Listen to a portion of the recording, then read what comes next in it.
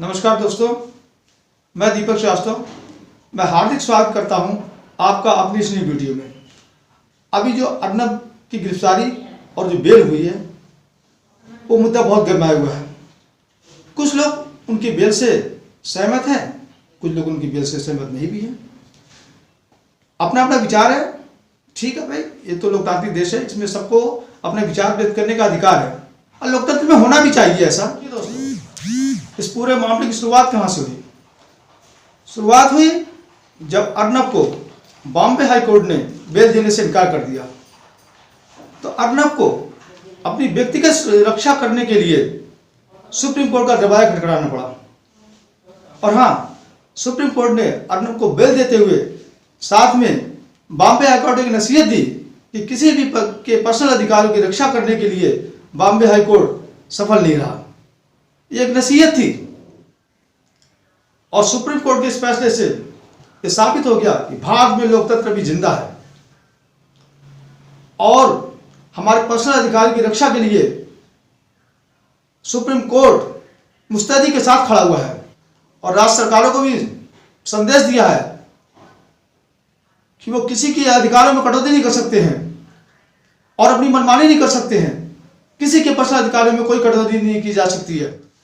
हमारा विरोध अर्नब की गिरफ्तारी को होने ना होने से नहीं है। ये नहीं कि अर्नब को गिरफ्तार कर लिया गया या अर्नब को गिरफ्तार नहीं करना चाहिए था। मुद्दा ये नहीं है। मुद्दा ये है कि अर्नब की गिरफ्तारी जिस प्रकार से हुई है, बिना नोटिस दिए उनको घर से घसीटते हुए ले जाया गया, ये एक लोकतंत्र की प्रक्रिया का पालन नहीं किया गया है। ये अलोकतांत्रिक तरीका अपनाया गया है। क्या अर्नब कोई चोर डकैत इसमें लग रहा थे क्या, जो उनको देश से भाग जाने का खतरा है, जो उनको तुरंत गिरफ्तार करना जरूरी था? हाँ, पुलिस को अधिकार है कि किसी को भी गिरफ्तार कर सकती है और पूछताछ के लिए बुला सकती है। तो लेकिन वो नोटिस देना चाहिए था, उनको नोटिस देकर उनको बुलाना चाहिए था। अर्नब इस देश के रेपुटेड चैनल के रेपुटेड पत्रकार हैं, उनके साथ इस तरह का व्यवहार बिल्कुल शोभा नहीं देता है। और हाँ, ये लोकतंत्र के लिए आगे के खतरा है। इससे साफ लोकतंत्र की रक्षा के लिए संदेश नहीं जाता है। 4 नवंबर को अर्नब की जो गिरफ्तारी हुई है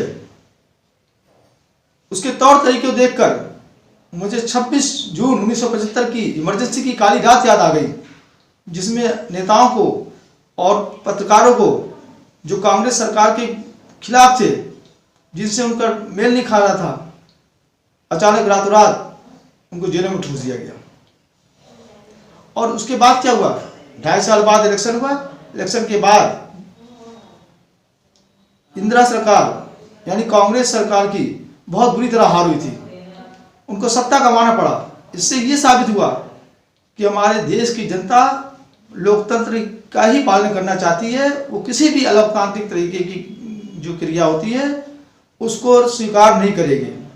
जब हमारी जनता ने इंदिरा गांधी की को इस तरह के स्वीकार नहीं किया तो और कोई क्या बात है। प्रश्न ये नहीं है कि महाराष्ट्र सरकार ने सही किया या गलत किया, उससे भी ज्यादा प्रश्न ये है कि केंद्र सरकार क्यों चुप बैठी रही। इस सारे मामले पर केंद्र सरकार की चुप्पी जनता को नहीं भाई। केंद्र सरकार को अपने अधिकारों का प्रयोग करना चाहिए था और इस मामले में हस्तक्षेप करना चाहिए था। लोग ऐसे मामलों में जनता केंद्र की तरफ देखती है। हम सारी आशा केंद्र से लगाए हुए थे और हाँ, बार बार हर मामले में सुप्रीम कोर्ट की ओर रुख करना ये एक स्वस्थ लोकतंत्र की परंपरा नहीं है। सुप्रीम कोर्ट का प्रयोग हमें बहुत इमरजेंसी में, बहुत कठिन परिस्थितियों में करना है। बार बार हम सुप्रीम कोर्ट की तरफ थोड़ी भागेंगे। अर्नब ने जो अपने चैनल में कुछ गंभीर मुद्दे उठाए थे तो उसको देखना ना देखना हमारा काम था। हाँ, कुछ लोगों को ऐतराज था तो वो कोर्ट जा सकते थे। इसी बात पर हमारे जज साहब ने, जो सरकारी वकील कपिल सिब्बल साहब थे, उनको बड़ी खूबसूरती से समझाया था कि हम भी चैनल नहीं देखते, रिपब्लिक चैनल को हम भी नहीं देखते, लेकिन रिमोट तो हमारे हाथ में है, उसको देखना न देखना मेरा बस अधिकार है। जब चाहें हम रिमोट से बंद कर सकते हैं उस चैनल को। हमारे पर कोई जोर जबरदस्ती नहीं है कि वो चैनल देखना है, आप मत देखिए। ये हम नहीं कह रहे हैं, ये हमारे जज साहब ने खुद इस बात को कहा है। यही तो लोकतंत्र की खूबसूरती है, किस तरह से इन्होंने समझाया है। अर्नब को, जो इंटीरियर डिजाइनर हैं, उनको उनकी मां की आत्महत्या करने के उकसाने का जो आरोप है कि उनको पेमेंट नहीं मिला था पूरा, उन्होंने आत्महत्या कर ली। तो अभी कोर्ट ने भी यही बात कहा कि इस तरह से तो कोई भी जो एम्प्लॉय है उसे किसी प्रकार की परेशानी है, किसी पेमेंट में कोई दिक्कत होती है और उसने आत्महत्या कर ली, तो क्या उसका मामला उसकी मालिक के ऊपर होगा? क्या वो तो गिरफ्तार कर लिया जाएगा? अभी हाल में ही महाराष्ट्र में एक रोडवेज कर्मचारी ने आत्महत्या कर ली कि पेमेंट नहीं मिला, तो क्या उसमें पूरे मंत्रिमंडल के जितने सदस्य हैं, उसके संबंधित मंत्री हैं, मुख्यमंत्री हैं, क्या इनको सबको गिरफ्तार कर लिया जाएगा? क्या उनको गिरफ्तार करके उन पर केस चलाया जाएगा? नहीं। अरे तो सिस्टम है, इसमें देखिए, इसमें देखना पड़ेगा सिस्टम में क्या कमी थी। उसको पेमेंट नहीं मिला, उसमें क्या सिस्टम में कमी थी? सिस्टम से पे विचार करना होगा या पूरे इसके पार्टिकुलर व्यक्ति को जेल में डाल दिया जाएगा? इस तरह से तो लाइन लग जाएगी जेलों में।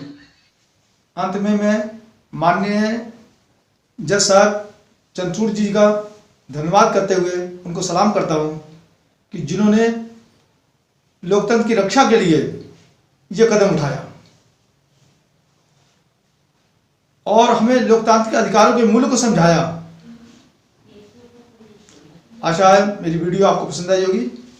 अगर मेरी वीडियो पसंद आई हो तो आप लाइक करें, शेयर करें, कमेंट करें और हमारे चैनल को सब्सक्राइब करें। जय हिंद।